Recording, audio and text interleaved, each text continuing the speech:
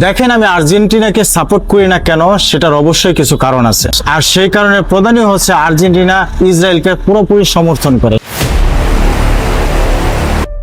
শুধু যে সমর্থন করে সেটা বললে কিন্তু ভুল হবে। আর্জেন্টিনা পুরো দেশটাই ইসরায়েলকে সাহায্য করতে ভালোবাসে।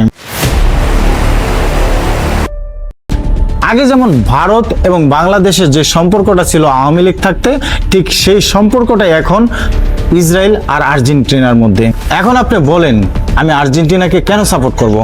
বিশ্বের 1 নাম্বার প্লেয়ারকে কেন সাপোর্ট করব, যেখানে ফিলিস্তিনের বিপক্ষে কোনো বিশ্বের 1 নাম্বার প্লেয়ার কথা বলেনি?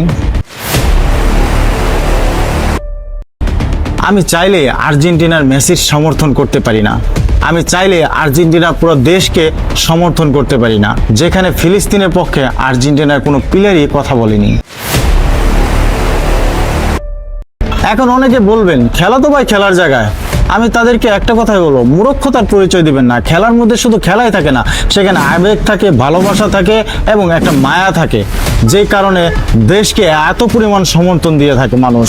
শুধু খেলার দিকে টানলে আপনারা মূর্খতার পরিচয় দিবেন। ফুটবল খেলা এমন একটা খেলা, যেই খেলার মধ্যে সবকিছুই থাকে।